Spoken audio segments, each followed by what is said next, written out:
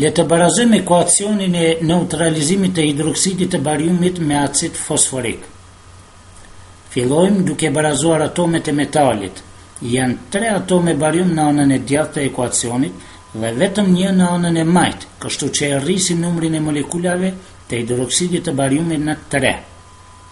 Pastaj i barazojmë radikalet acidike. Janë 2 radikale acidike fosfat në anën e djathtë dhe vetëm një në të majtë, kështu që e dyfishojmë numrin e molekulave të acidit fosforik në anën e majtë. Tani i barazojmë atomet e hidrogenit.